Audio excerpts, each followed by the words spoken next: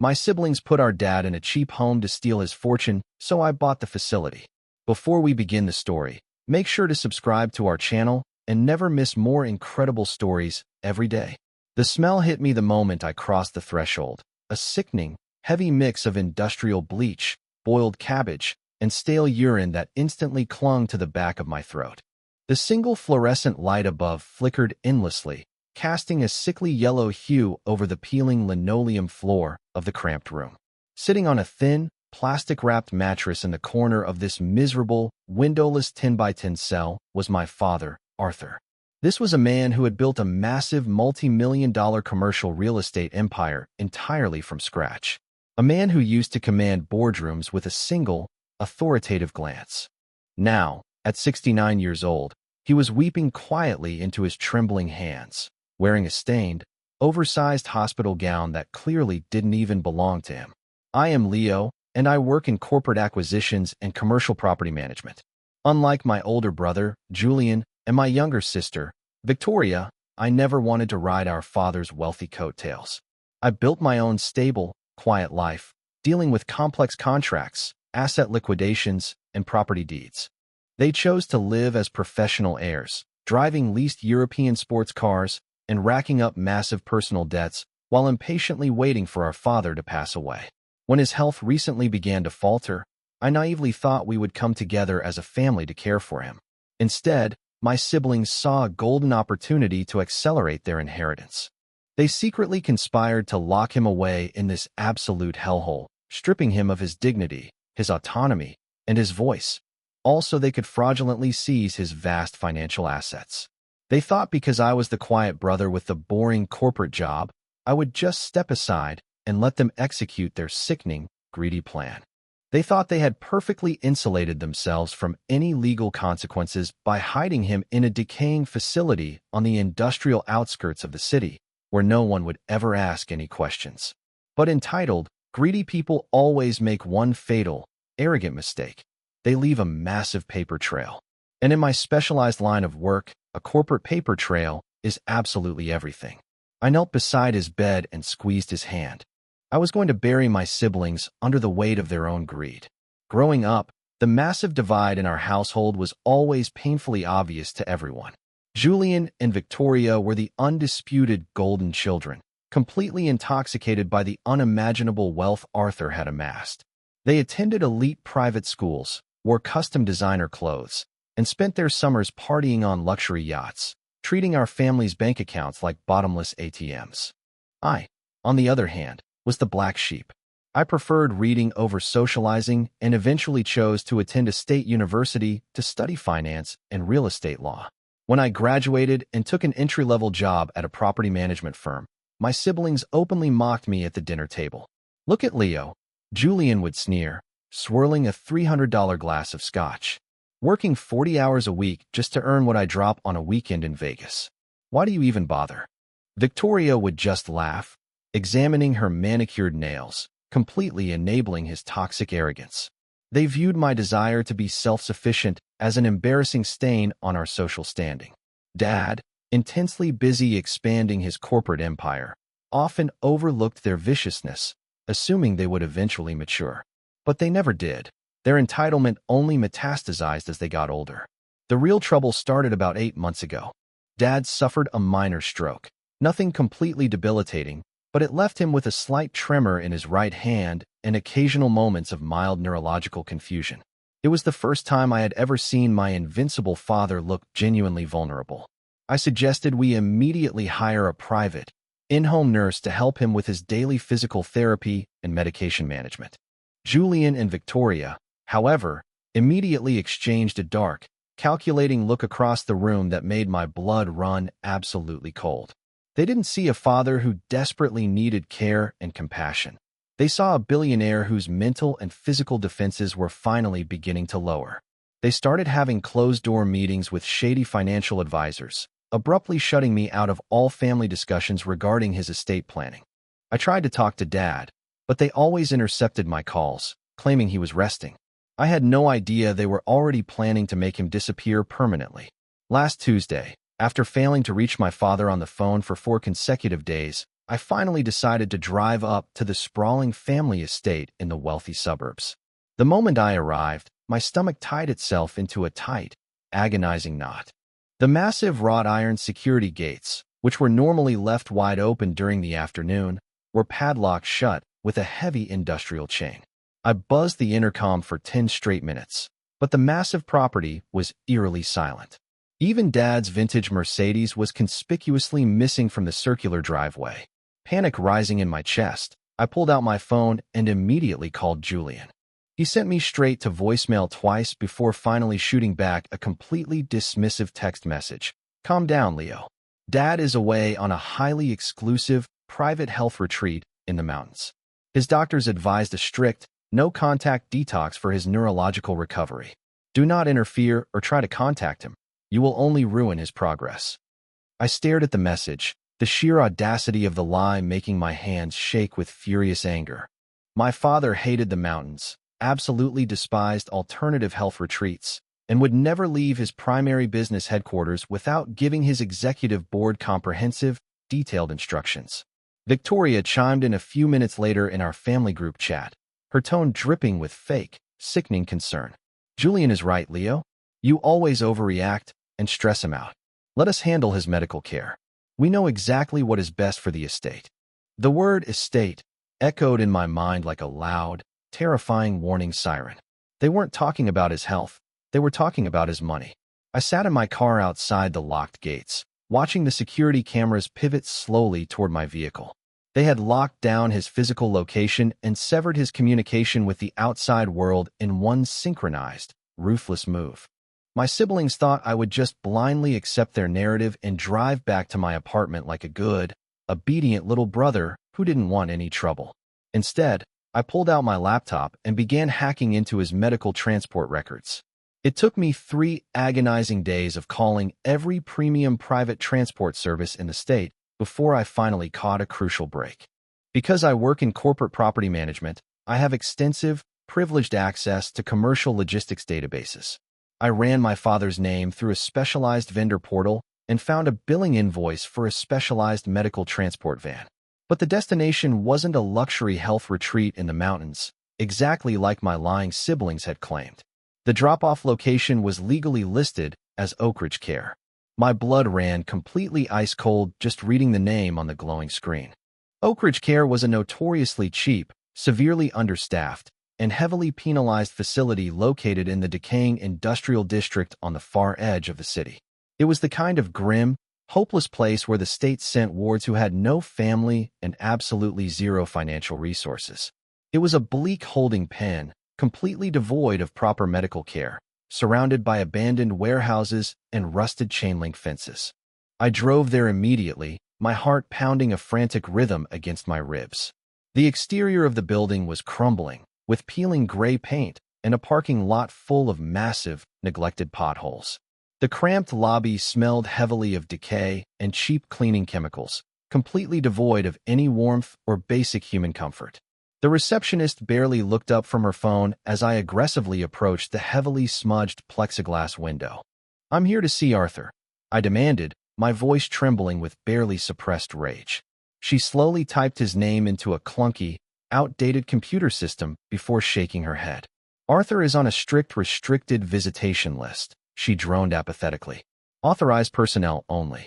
His primary power of attorney, Julian, left explicit written instructions that no one is allowed to see him without his prior consent. I stared at her, the horrific reality of the situation finally locking perfectly into place. My siblings hadn't just hidden my father away to isolate him from my influence. They had dumped him in a nightmare facility to break his spirit completely. I absolutely refused to take no for an answer.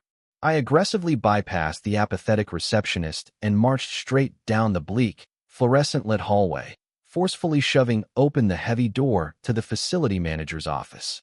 The manager, a greasy, nervous-looking man in a cheap, ill-fitting suit, immediately jumped up from his desk. "You can't be back here," he yelled frantically. I slammed my corporate ID and my driver's license directly onto his cluttered desk. "I am his son. If you don't take me to his room right now, I will have the state health department and the local media crawling all over this miserable health code violation of a building within the hour. The manager visibly swallowed hard, terrified of the massive threat, and quietly led me down a dark, depressing corridor to a room at the very end of the hall. When I walked inside, the horrific sight of my father completely broke my heart into 1,000 pieces. Arthur, the brilliant, untouchable titan of industry, was sitting on a stained, plastic-wrapped mattress, wearing a cheap, scratchy institutional gown. He looked incredibly frail, deeply disoriented, and absolutely terrified.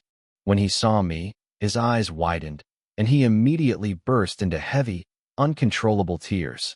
I rushed over and held him tightly. "Leo," he sobbed, his voice weak and severely trembling. "They told me you didn't want to see me anymore. Julian brought me here in the middle of the night. He screamed at me, Leo. He said if I didn't sign the transfer documents, the state was going to seize the house and throw me on the street. I didn't know what I was signing. I was so confused by the new medication they forced me to take. My father, a powerful man who had never shown an ounce of fear in his entire life, was shaking like a frightened child. Julian and Victoria had deliberately over-medicated him to induce extreme confusion, terrorizing him into signing away his rights before dumping him in this horrible place. My sadness instantly vanished, replaced by an absolute, terrifying thirst for pure revenge. I immediately dragged the trembling facility manager back out into the dismal hallway and aggressively demanded to see the legal paperwork Julian had submitted to authorize this nightmare. The manager, sweating profusely under my intense glare, handed over a poorly photocopied corporate file. I rapidly scanned the documents, my extensive background in legal real estate contracts allowing me to instantly spot the glaring, highly malicious discrepancies. Julian had filed a highly questionable, drastically fast-tracked power of attorney, legally claiming that our father was suffering from severe, advanced dementia and was completely incapable of managing his vast financial empire. The primary medical signature on the legal form was from a notoriously shady private doctor who had famously lost his hospital privileges years ago. According to this deeply fraudulent document, Julian and Victoria had absolute, uncontested control over Dad's estate, his massive bank accounts, and his physical well-being. Furthermore, the file contained a strict legal injunction explicitly banning me, Leo, from interfering with his medical care, falsely claiming that I was a disruptive, volatile, and highly dangerous presence. They had methodically built a massive fortress of lies to freeze me out entirely. I walked back into the grim room, promised my weeping father that I would absolutely return for him very soon, and told him to hold on just a little bit longer. As I furiously walked out to the desolate parking lot, my phone aggressively buzzed. It was a text message from Victoria. "The facility manager just called us. We warned you to stay away, Leo. Dad is legally under our care now. If you go near that building again, we will have you arrested for criminal trespassing and severe elder harassment. Do not test us." I stared at the glowing screen of my phone, the sheer, blind arrogance of her message making my blood actively boil. They honestly believed that a piece of fraudulent paper made them invincible untouchables. They fundamentally misunderstood how the corporate world actually operates in reality. They thought they held all the cards, but they were playing the wrong game. I didn't even bother replying to Victoria's pathetic, legally baseless threat.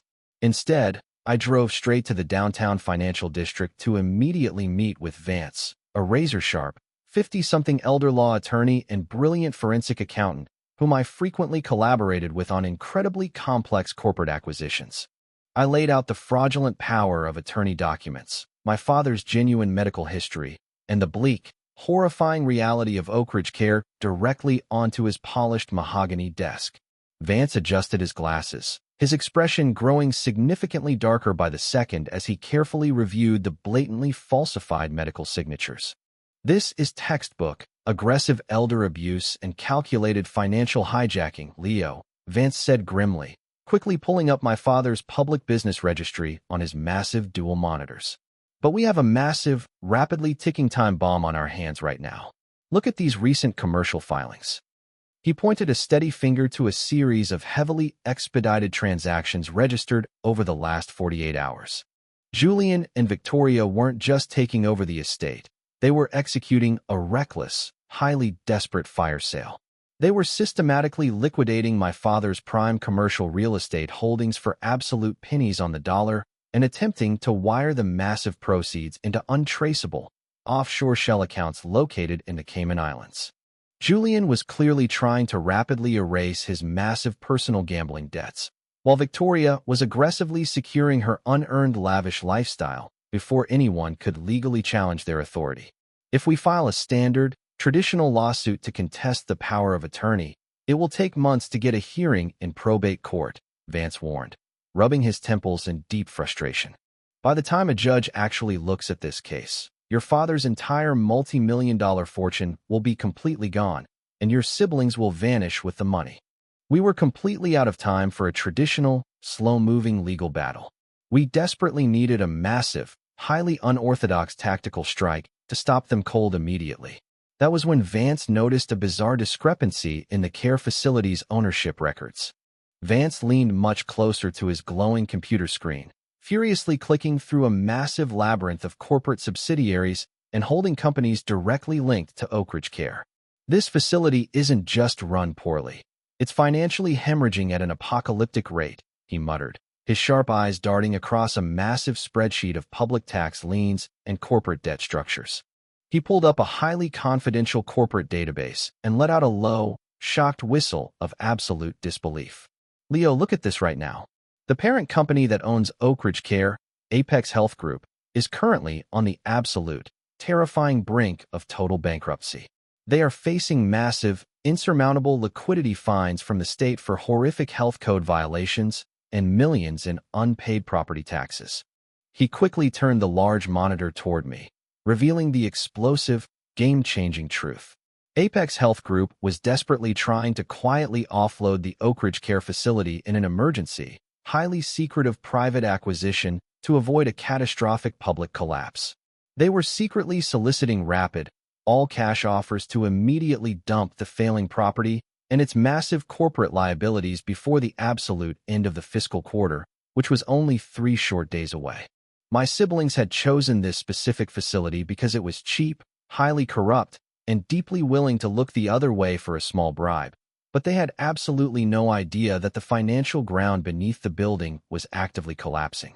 A slow, highly dangerous smile crept across my face as the ultimate, devastating counterstrike finally formulated in my analytical mind.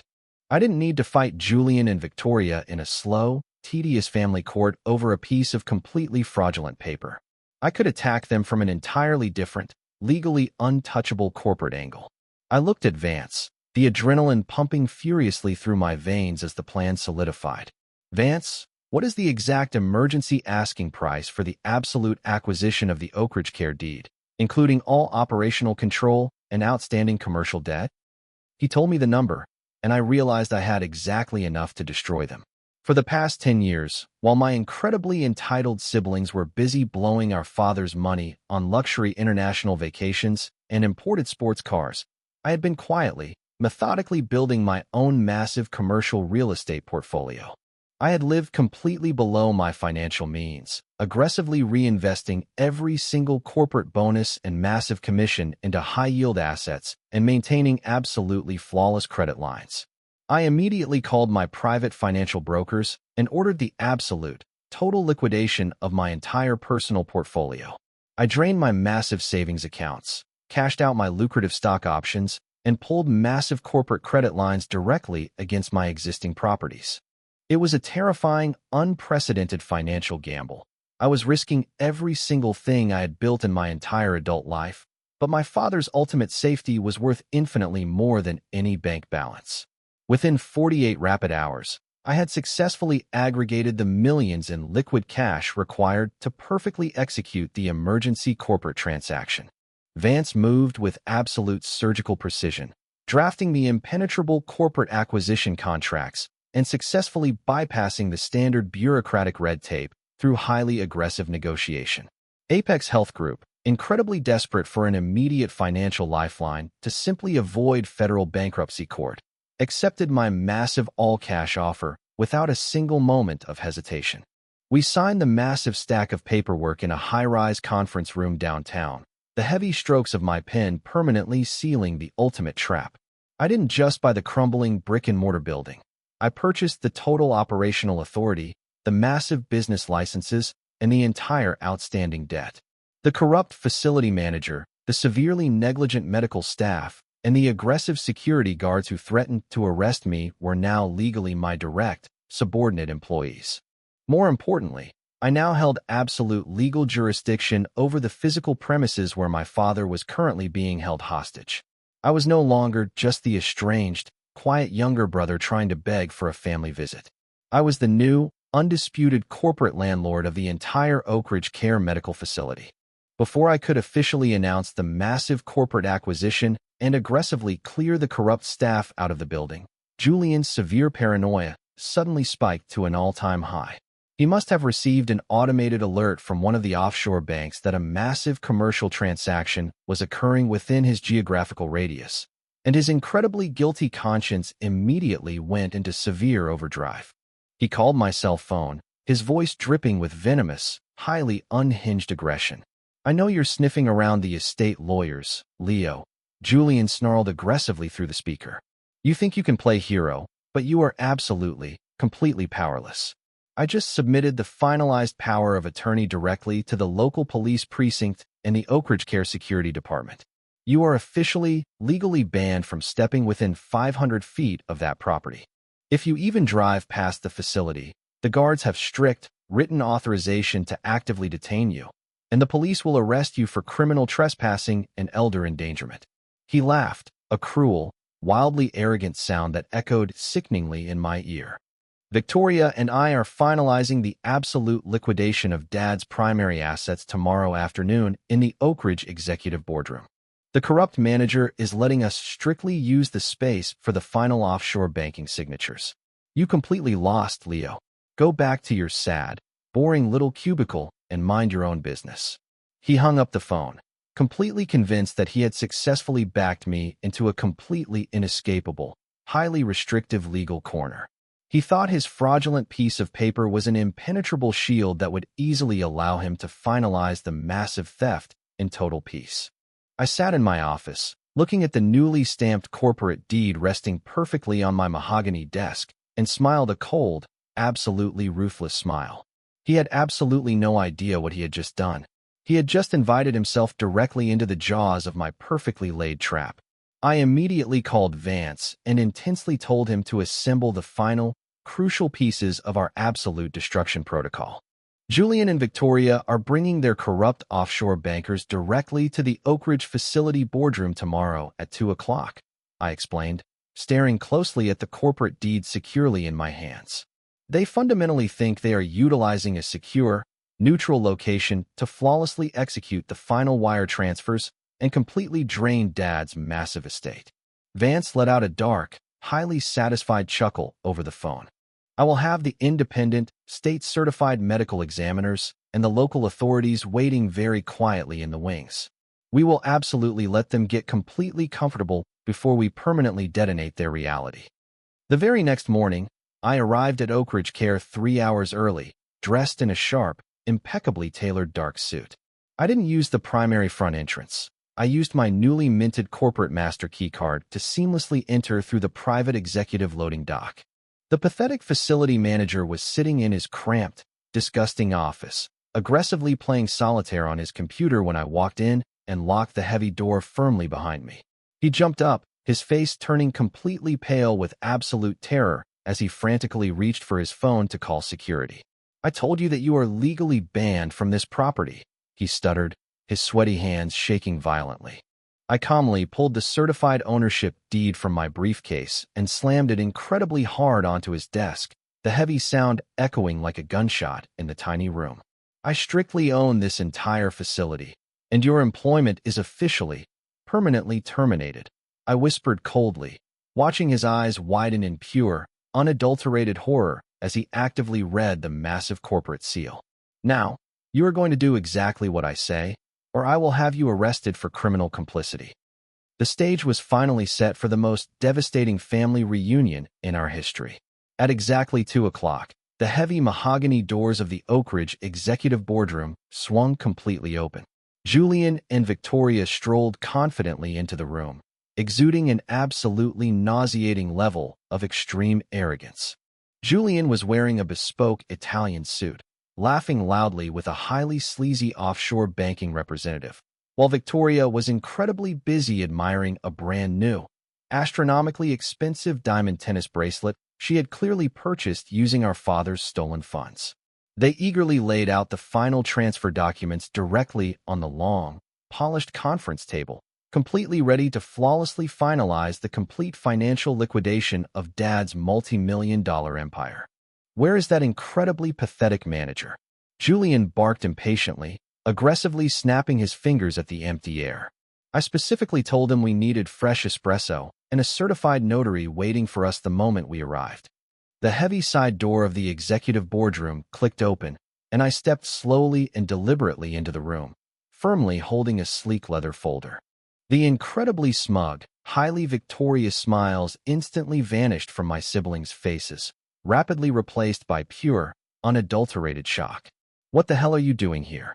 Julian screamed, his face turning an incredibly angry, highly volatile shade of red. "I explicitly ordered security to legally ban you from the premises. You are actively trespassing, Leo. I am calling the police right now." He violently pulled out his phone, his hands shaking with furious indignation. Victoria aggressively glared at me, her eyes narrowing with immense malicious intent. "You are utterly pathetic, Leo. You just can't accept that we are completely in charge now." I walked calmly to the absolute head of the long conference table, deliberately ignoring their frantic screaming, and securely placed my leather folder down. "You can't legally ban the absolute owner from his own property, Julian," I said, my voice dangerously soft and completely steady. I opened the folder and pushed the certified corporate ownership deed directly toward him. Julian stared blankly down at the heavy, watermarked corporate deed, his highly arrogant brain desperately struggling to comprehend the massive legal reality violently staring back at him. He slowly read my name permanently listed as the sole proprietor and absolute managing director of the entire Oak Ridge Care holding company. The color completely drained from his face, abruptly leaving him looking exactly like a terrified, completely cornered animal. "This is an absolute fake," he whispered hoarsely, his voice cracking violently in the completely silent room. "You don't have the massive capital to buy a corporate medical facility." Before he could even attempt to actively process the massive shock, the main boardroom doors burst violently open again. Vance strode aggressively into the room, heavily flanked by two highly respected, state-certified independent medical examiners and three heavily armed, uniformed police officers. Victoria let out a sharp, deeply panicked gasp, instinctively dropping her incredibly expensive designer handbag directly onto the floor. Julian filed a highly fraudulent power of attorney utilizing a completely disgraced physician. Vance announced powerfully, his deep voice booming aggressively across the silent room. "These certified medical examiners have just extensively evaluated your father, Arthur, and firmly determined that he is completely lucid and was heavily, illegally overmedicated completely against his will. The power of attorney is hereby legally invalidated, completely null and void." The sleazy offshore banker, rapidly realizing he was currently sitting in the absolute epicenter of a massive criminal fraud investigation, immediately grabbed his briefcase and sprinted frantically out of the room without ever looking back.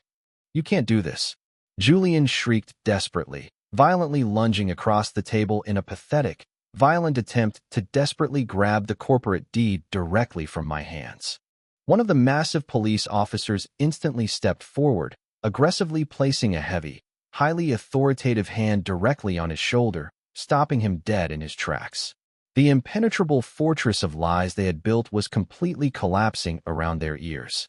The absolute, devastating fallout from that single afternoon was significantly swifter and incredibly more brutal than I could have ever possibly imagined.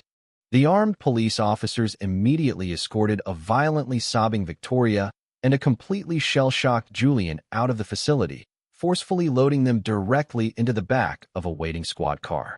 Because they had aggressively attempted to wire tens of millions of dollars across international borders using explicitly fraudulent legal documents, Their reckless actions immediately triggered a massive, highly aggressive federal investigation. The authorities immediately froze every single one of their bank accounts, completely seizing their leased luxury cars, their sprawling private condos, and even Victoria's brand new diamond jewelry as incredibly crucial criminal evidence. Within 48 rapid hours, the golden children who had fiercely mocked my steady, boring career were facing severe felony charges for criminal elder abuse, massive grand larceny, and highly coordinated wire fraud.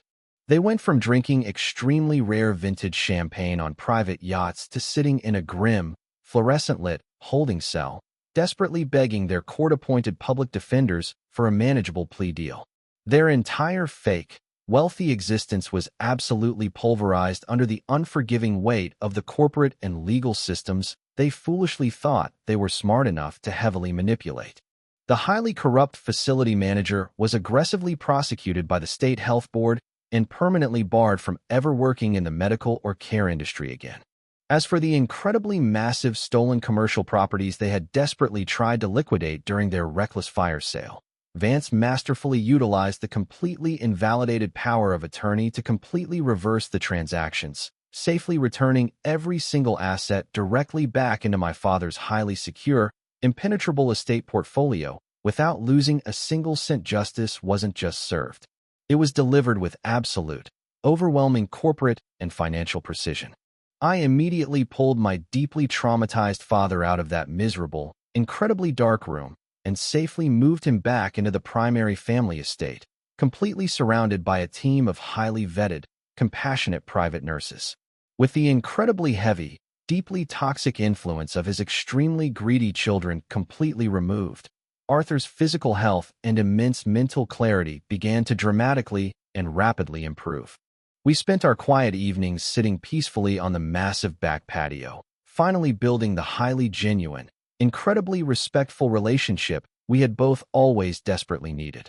I absolutely didn't sell the Oak Ridge Care Facility. Instead, I heavily utilized my massive management expertise to completely gut the horrible administrative staff, deeply renovate the decaying physical building, and drastically improve the overall quality of daily care for every single neglected resident who had been cruelly left there to rot.